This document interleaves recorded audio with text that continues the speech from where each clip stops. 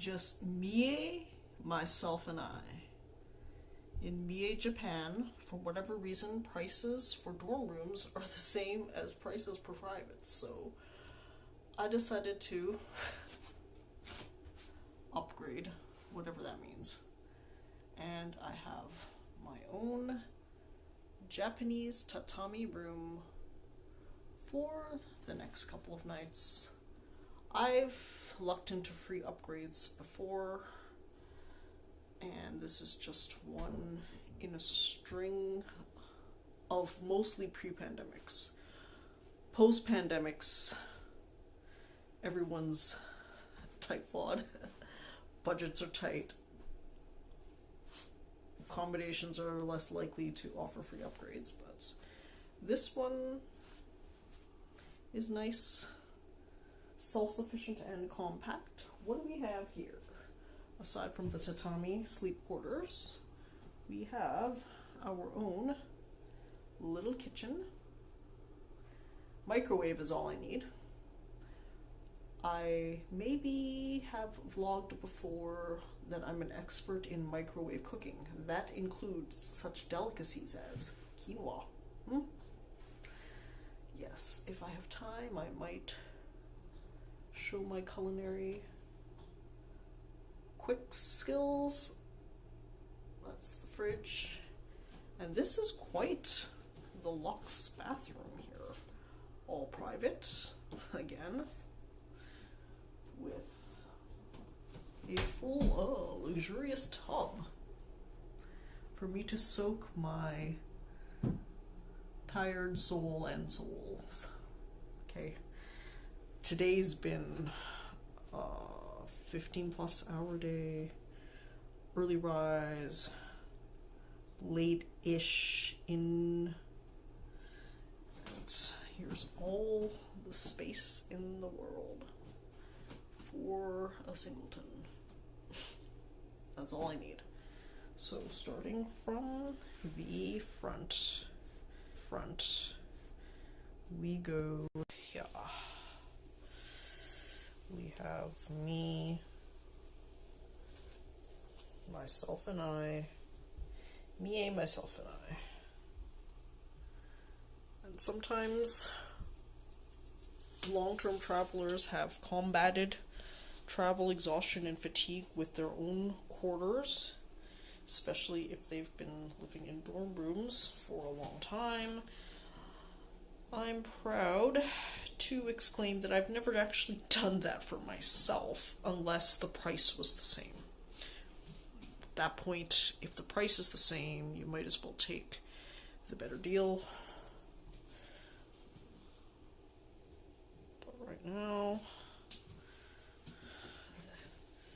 is one of those times, so I shall film in all its glory and maybe do a prop vlog while I build the tatami bed, because it's hard to build and talk at the same time. So let's see, where shall I prop this phone so that we all can see me and my tent making abilities translated to tatami bed making. Now, this is the first time that I'm building the bed, so I might fuck up a little bit, but that is all part of the fun. So let me change to a prop instead of the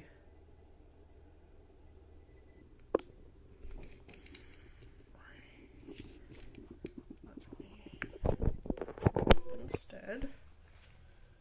Is that good enough? Maybe? Or is further away better? Let's see. How far away is good enough?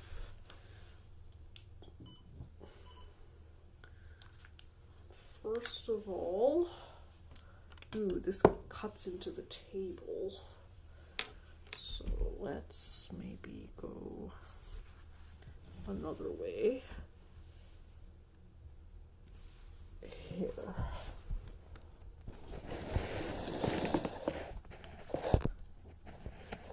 This still cuts into the table. This still cuts into the table. There we go. Is that good enough when I start building the bed?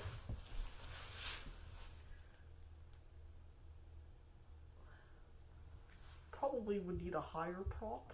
Maybe, yeah, a prop from the TV. Yes.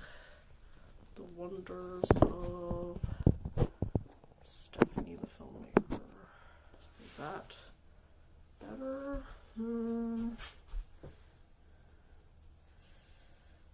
I need maybe to prop it down a little bit. Here. Let's try again. More like that. It's more like that. Yes, maybe I should pull her remote control here.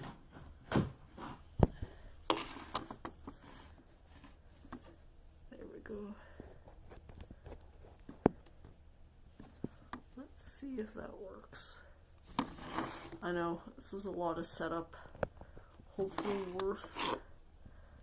Nah, alright.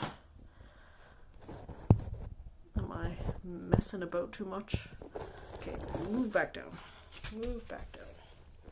This is probably as good as we're gonna get here, so it's gonna be what it's gonna be. Oh.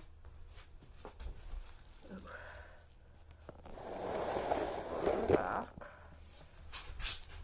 Yeah, there we go. This is about as good as we can make it. Yeah. Push it back a little bit more. There we go. I had it perfect. I know. I'm doing a lot of wonky setting up the camera more than I am setting up the bed. Okay, so essentially it's just one giant mattress on the floor. Asians like the hard surfaces, me being one of them. In fact, the other day, I somehow fell asleep on a stone slab. So I have definite travel narcolepsy. It's probably a combination of me just doing things to the absolute brim and being tired as fuck. So whenever I have the chance, my body just takes snooze. And seems to have no regard for whether it's safe to take a snooze at the time, because I've fallen asleep in places that maybe I should have never fallen asleep. Okay, so to me, looks like, okay, so how this works is it folds out and down. Oh, yeah, so essentially it's just like so. Okay, yeah, it rolls out. Should be fun, actually. Sleep on this bed.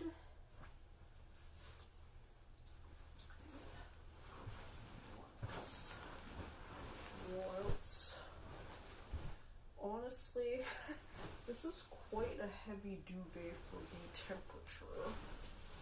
I think, yeah, let's sleep on top of it, because I'm just a renegade that way. There's this beanbag pillow, this other pillow, and yet this other pillow. So, I mean, it's a lot of pillows, a lot of beanbags. But I think setup is done.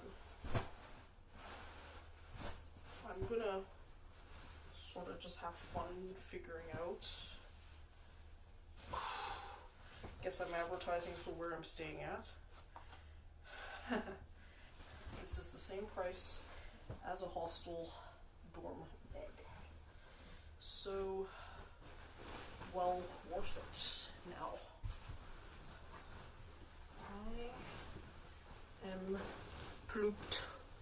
So I think that's good for a vlog. Or do I have another couple minutes in me? Okay, fine. We'll make it a 15-minute vlog. While chilling in my new digs here. Oh, it's just a lot of fun to travel, but it's a lot of work. And how I keep myself sustainable is I still follow my Andrew Huberman schedule. Yes, I've heard the controversy. Andrew Huberman simultaneously fucks many women. Okay, some of the stuff he's done is gross to me, but, you know,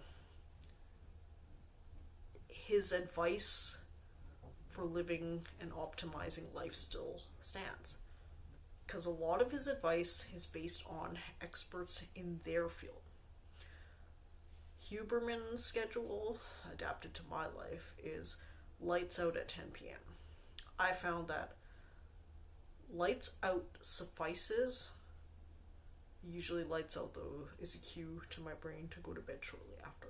But sometimes, depending on the circumstance, I'm actually listening to podcasts. When I'm traveling, that's less often so, but maybe because I have a private, I will do that again. We'll see. In any case, then I try for at least an 8 or 9 hour sleep opportunity window. Those are two different things. When you are in bed and when you actually fall asleep. We aim for 7 actual hours of sleep. So I provide myself an 8 to 9 hour window with which to fall asleep. Then I make sure to view direct sunlight 100,000 lux before 9 a.m. Andrew Huberman and Matt Walker have a series on sleep, and I have listened to as much as I could while traveling. The advice from him, and other experts is that sleep might actually need to be a number one priority, number one activity. One of these longevity, eccentric, rich people is Brian Johnson of Don't Die. He calls himself a longevity athlete. I think that's probably an apt title, because if you listen to him describe his protocols, they're fairly in-depth. He invested $2 million into test casing himself with the best available science as of now. But a lot of them, the extra $2 million is, I think, incremental gains. You probably have at least 50+% up to 80% of the effects doing basic things. The basic things are what I just described as morning and evening protocols. I also supplement that with no alcohol, no drugs. I have no morality against it. It's just something that I've never found useful for me in a long-term scenario. The only times these have actually worked on me at all is in South America a couple months ago when I participated in a San Pedro ceremony and the Hape ceremonies, but maybe just my personality. I never developed any addiction or wanting for it or desire for it repeatedly. Some people have, that I know. Some people, like me, have finally had their first positive drug experience, and nothing has really changed for me in that sense. So, we'll see.